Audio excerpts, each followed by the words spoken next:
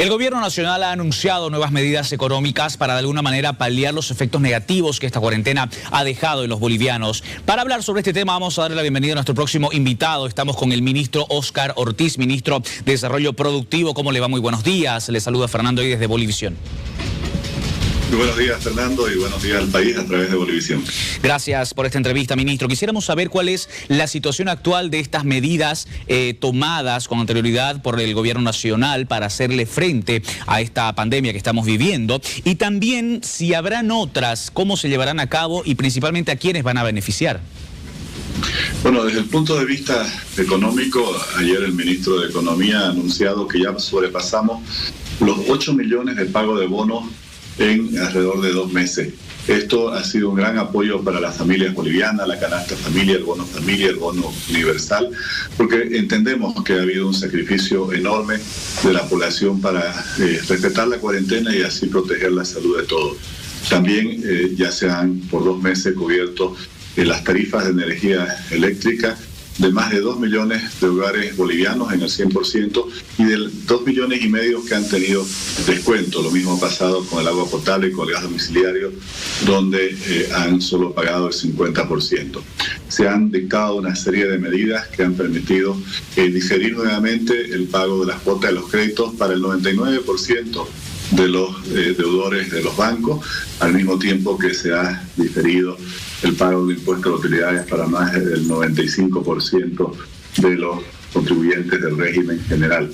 Lo mismo ha pasado también con un plan que se ha aprobado para todos los que son servicios básicos de telecomunicaciones, donde incluso para aquellas personas que no puedan pagar, va a haber un plan para asegurar que tengan un nivel de conexión por los próximos meses.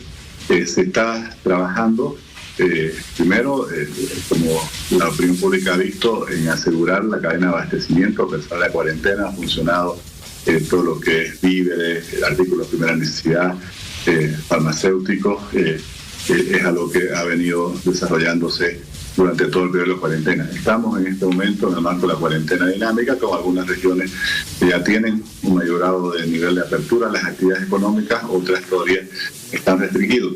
Este va a ser el panorama seguramente de los próximos meses. Estamos trabajando en este momento una serie de medidas económicas que buscan apoyar a quienes crean empleo y al mismo tiempo también vamos a priorizar, por ejemplo, que toda la inversión pública se concentre particularmente en proyectos que tengan un alto efecto multiplicador en la creación de fuentes de trabajo para apoyar a todos aquellos que vayan a tener dificultades en conseguir fuentes laborales en los próximos meses. Ministro, tenemos entendido que han habido críticas también con este pago de créditos que se inició desde el pasado 1 de junio, tomando en cuenta que lo que el gobierno había anunciado a través del decreto era justamente que el pago de los créditos a los bancos se realizaría una vez finalizada esta situación, esta emergencia sanitaria por la que está pasando nuestro país. Bueno, se han completado 6 meses de diferimiento de los créditos. Como la opinión pública entenderá, es absolutamente incierto cuándo va a terminar esta pandemia y, entre tanto, obviamente debemos asegurar, por un lado, por ejemplo, que también se paguen los intereses a los ahorristas. Al final, la plata que se presta son los recursos que ahorra la misma gente. Entonces, tenemos que buscar estos equilibrios porque, como usted y la opinión pública han apreciado, la presidenta Yanine Áñez y su gobierno han mantenido la estabilidad económica a pesar de pasar crisis muy fuertes como la que vivimos después del fraude electoral de las elecciones del 2019 y ahora con la pandemia. Ministro, pasando a otro tema, quisiera consultarle sobre los bloqueos que se registran en el departamento de Santa Cruz por parte del presidente Amdecruz. Hemos tenido declaraciones. Ellos dicen que el gobierno nacional no ha atendido las solicitudes que ellos han hecho para tener recursos y de esta manera poder también atender los casos de COVID-19 que se registran en varios de estos municipios. ¿Se tendrá acercamiento con estas personas? Actualmente permanecen las principales carreteras del departamento de Santa Cruz obstaculizadas a raíz de estos bloqueos. No ingresa alimento, al mismo tiempo no sale alimento para otros lados del país.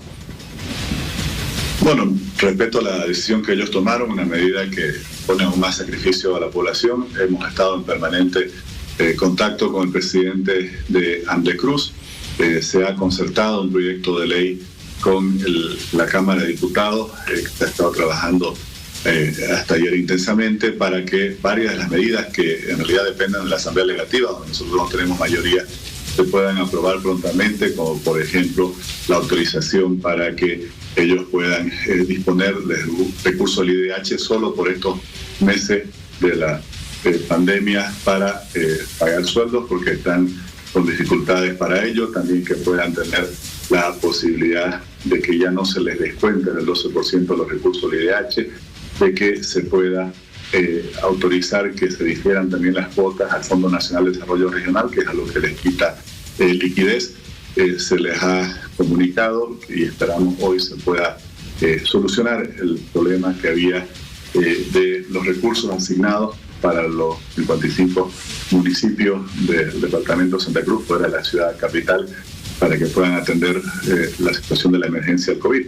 Sin embargo, hay que entender que obviamente el problema de fondo es que obviamente las medidas que se tomaron para evitar una mayor propagación del contagio también paralizaron las recaudaciones tributarias, como el principal ingreso de los municipios es una coparticipación sobre los impuestos que se pagan. En la medida que no hay actividad económica, esto afecta a todos los niveles del Estado, al gobierno nacional y especialmente a los municipios y las universidades públicas. Por eso es que también en la medida que vamos retomando la actividad económica, obviamente con todas las previsiones que hay que tomar en materia de bioseguridad para evitar una mayor propagación del contagio, se va a ir regularizando esta situación.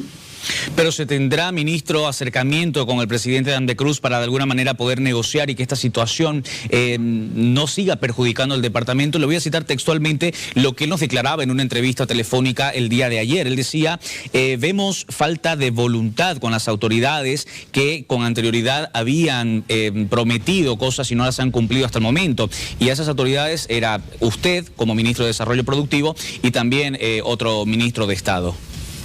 Como le he comentado, yo he estado en permanente contacto con él, prácticamente he hablado todos los días durante los últimos 3 días. Bien, ahora volvemos con el ministro Óscar Ortiz para poder... gracias, ministro. Bueno, estaremos atentos a lo que suceda respecto a este tema. Es un tema que preocupa porque en medio de toda esta pandemia estamos viviendo esto de los bloqueos también, no solamente en el municipio de Cotoca, como hemos estado ahí en vivo, sino en muchos otros. Quiero agradecerle por este tiempo, ministro.